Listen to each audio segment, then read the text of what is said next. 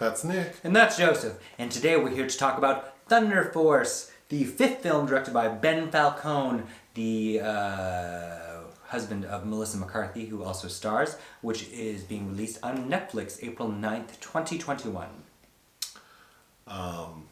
We can't release this review until the morning of the film is being released, so you know that's not good.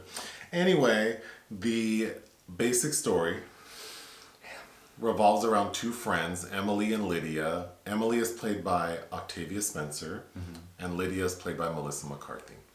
So the history is in 1983. March of 1983. Oh, March of 1983. Some cosmic rays hit Earth and created some genetic mutations in individuals who were prone to becoming sociopaths. These mutations cause like superhuman powers. So combined with their sociopathic nature, they are evildoers. Supervillains called miscreants.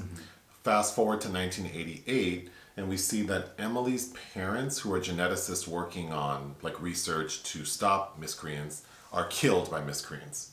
Then we fast forward to 1994, and we see Emily and Lydia in class together, and they appear to be like in 6th grade. Yeah, ish.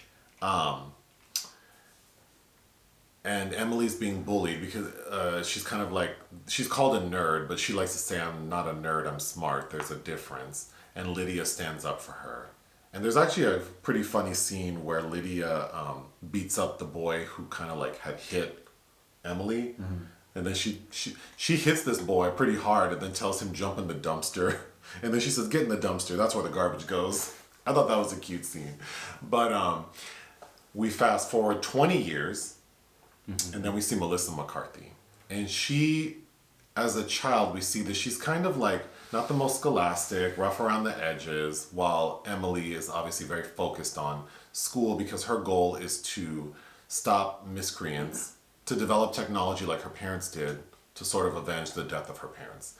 So, I skipped a part. They fast forward to high school and we see that Lydia is still goofing off while Emily is studying hard. And one night Lydia convinces Emily to go out despite her having to get up in the morning for some exam. No, she tells her to take a nap and she'll wake her up. Oh, that's right. And then Lydia doesn't wake. She's too prodigious to go. Yeah.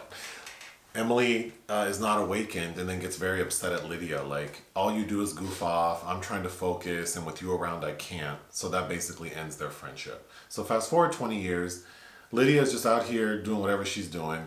And Emily is like an Elon Musk type character. Like, she's super successful, research scientist, known for working on technology that may stop the miscreants. And she's returning back to their hometown of Chicago, where she has this huge headquarters called Stanton 4.0. It's their 20th high school reunion, and Lydia decides, her and Emily are not completely estranged. Like, they still text every now and then.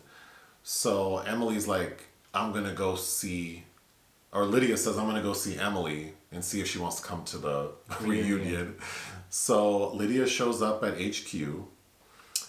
It's an awkward scenario. Lydia spills like a drink on Emily, so Emily's like, let me go change my sweater.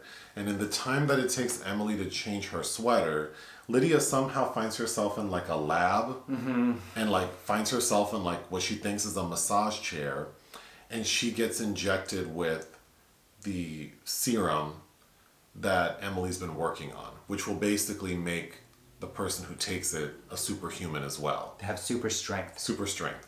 Superpowers, because the powers are super strength and invisibility.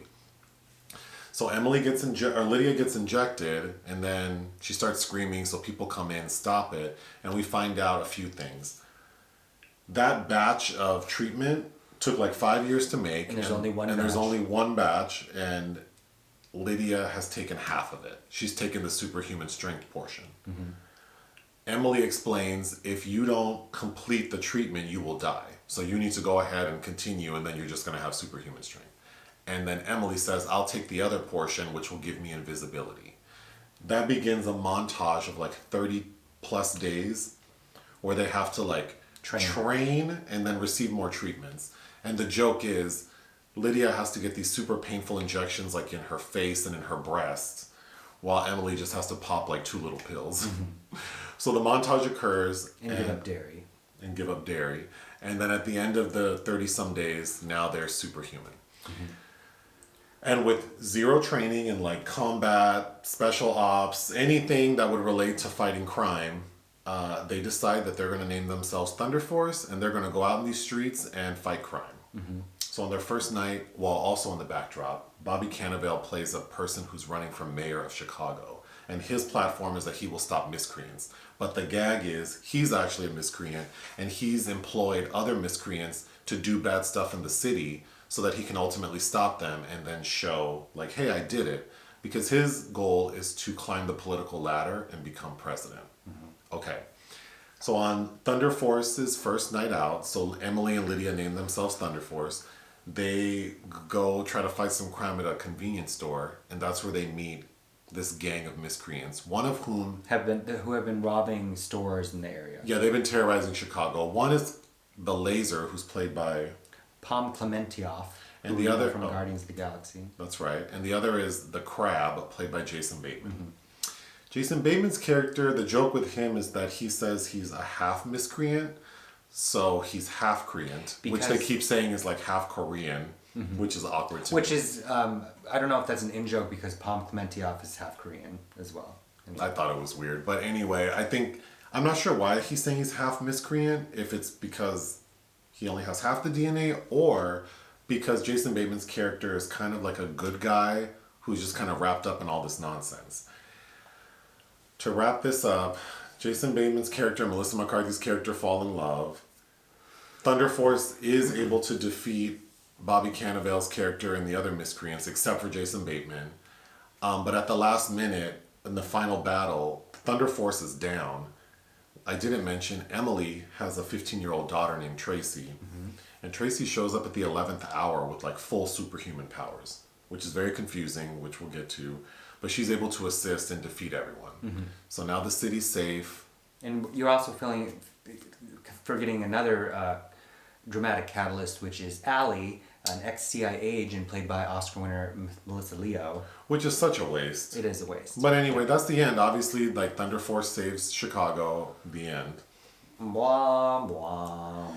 I don't have a lot of notes, but I think we should start with, because we were talking about this last night at dinner.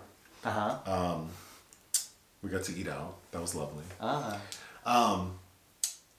Melissa McCarthy and her husband have made 5 films together. Yes. So we should rank them, like, which one do you think is the most tolerable? I actually kind of liked Life of the Party. Yes. From 2018, and I can't say that I really enjoyed anything else. So I think Life of the Party is probably the best. Then maybe Tammy. Over The Boss.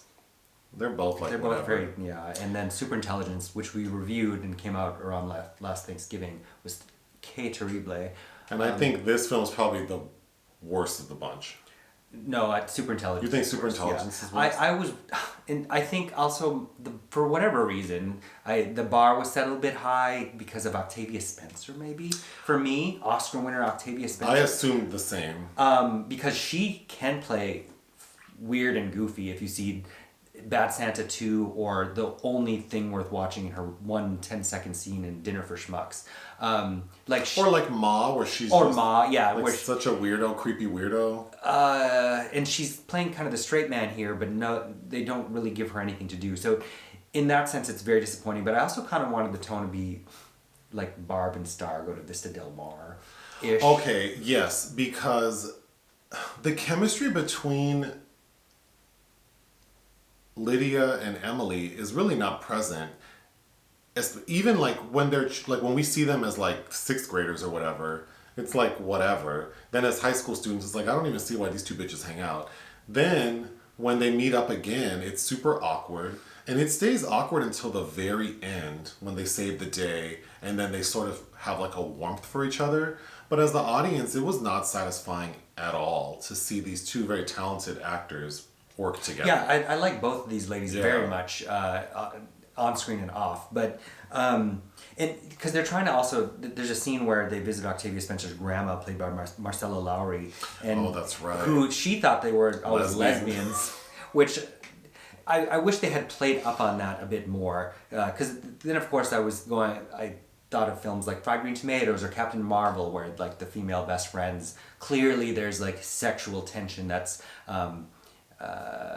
been erased for, you know, the mainstream. And I don't, as much as I like Jason Bateman, who's of course reuniting with McCarthy after Identity Thief, and they have some funny-ish moments, I much would have rather, why not push the envelope with something that's going to be considered throwaway anyway and make them lesbians? But I agree. I only have a few notes. The first, Melissa McCarthy's makeup in this movie is garish. It's terrible. I don't know what was going on, but it's bad. I think it's very heavy. It's too light. I think part of it is she's supposed to seem sort of like a rocker chick. Like a rocker chick, because but the Van Halen references and then she wears like those t-shirts with bands on them, and her hair is like that sort of wet, crunchy, dry. I thought her makeup was really bad. It's a very Midwestern look. And seemed to be, I don't know. I want to pivot off that and say that the age references that are all over the place. Yeah. So ostensibly these women are supposed to be like 38, 9. Based maybe. on the math we were trying to do, yeah, they're like your age. Yes. Which is just not possible. I'm 36. They're not even my age. These ladies look like they're in their like late 40s, early 50s. But they're based on, you know, high school reunion. And that could be a joke, because it is. Well, Melissa McCarthy jokes about how she's only 32, but then, you know, on a date with Bateman. But also then Bobby Cannavale, who played McCarthy's boyfriend in Superintelligence, is regaling his team about not being able to stop women in their 40s. And I think Laser says something like, yeah, mid-40s. And, well... Which could be funny, but in the scope of this film, it's just like... I think they it's should... falling very flat, like, and it's very confusing to me that their age seems ambiguous. I think they should have been more obvious with it, more tongue-in-cheek maybe. Especially because these two women who clearly are not built for... like combat fighting and sure, like that's the joke. That's the joke, and but they're not playing it up. Correct. Yeah. Except, I mean, the only time they really play it up is when Thunder Force first goes out and they're riding around in like a purple Lamborghini, neither of whom can get into it easily. And then when they finally pull up to their destination, they have a difficult time getting out. And that's the only real joke about their physical capabilities, which I thought was a missed opportunity. Yeah, I agree. Like I said, I think this film's only like 20% funny. Instead, they depend too much on they made these superhero suits for them, but they never figured out how to clean them, so they just so Melissa build up funk. Yeah. And I also hated that Octavia Spencer, like, I guess invisibility is just boring, but it doesn't have to be if you remember like Mystery Men per se. But then they also make her visible to the audience. Like, she's invisible within that world diegetically, but then we can see her. But it's like a faded version, like a translucent version. That didn't. I hate when like they that. kind of like how we had to have a visualization of the thought process in Chaos Walking. Sure. It's like, let's trust the audience to be not complete morons. A couple of things I did like. Apparently, to sustain like the superhuman powers that they have, the superhuman strength, Melissa McCartney's character needs. McCarthy. I'm thinking of Paul McCartney's daughter. No, that's Stella. Whatever. Because of her superpower, Lydia's, she needs protein. A special kind of protein and some kind of vitamin that's only found in raw chicken. So she eats raw chicken and she really enjoys it. And I think that's a funny gag. There's also one funny bit that tickled me was McCarthy calls Melissa Leo, she refers to her as Jodie Foster, and so she's dueling Jodie Foster like references, Nell. like Nell in Silence of the Lambs and any Nell. That was good. Yeah. Also, the first time the first time Lydia meets the crab, they have like a dream dance sequence to "You Belong to the City" by. So this film is both a paean to Chicago and Glenn Frey. Of all people, but Glenn Frey's biggest hit and my favorite Glenn Frey song is "The Heat Is On." Like, we couldn't pay for that song. Yes, I like that song too, but I also like "You Belong to the City." Sure. But anyway, they have a dance sequence that I thought was cute. Like, cute and weird, and I just wish that would have been the tone throughout. Right, like Barb and Star. Yes. That's very much like, what's his name? In Barb and Star Go to Visit. The handsome guy. What's his name? Jamie Dornan? Yeah. Okay. 2 things that bothered me. Bobby Cannavale's character, the guy running for mayor, his plan is that he's going to make the city think that he stopped these miscreants who he actually employed to do the bad things so that he can climb the political ladder. But I'm confused, like, so if he wins mayor, that means he has to stop the crime. So he just thinks that he's going to stop crime forever until he becomes president? Unless he's just going to be a crooked shyster. I mean, look at the presidents we just got rid of.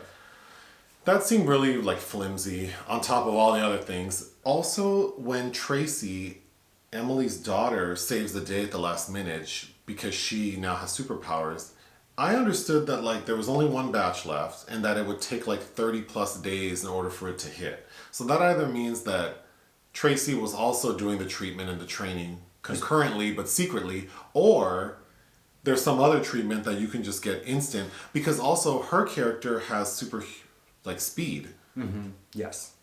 So I didn't like that. And again, this is a silly, stupid comedy. I don't expect everything to make sense. But the fact that it's not that funny, a lot of things don't make sense. It also looks cheap. Because the issue with the miscreants is a global issue. Yes. These cosmic rays didn't just hit Chicago, and these miscreants just never left.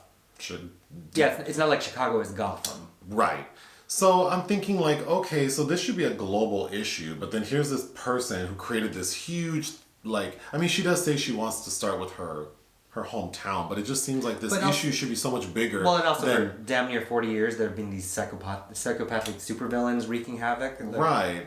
So this film feels small, cheap, not funny. Mm-hmm. For that reason, I would give it 1 out of 5. I also wanted to mention that the backstory for Emily is similar to that of the Tessa Thompson character in Men in Black International. Like the little black girl who's visited by this alien presence as a child, and then there's a whole bunch of other people in this that are completely wasted. Like Kevin Dunn plays this cafe owner who just knows Melissa McCarthy is a customer, but is all invested in how she hasn't talked to her girlhood friend in 20 some years. Yes, I think 1 out of 5. I was disappointed. You will chuckle a few times because these are funny, talented ladies. It's just that they're straitjacketed in this formula that a lot of it, of course, like I'm sure the Jodie Foster bits were probably improvised. It probably wasn't in the script. I will say Octavia's hair looked very nice. Octavia does look I was happy about that. I just think it was kind of a waste of her talent. But yeah. Anything else? No. Bye. Bye.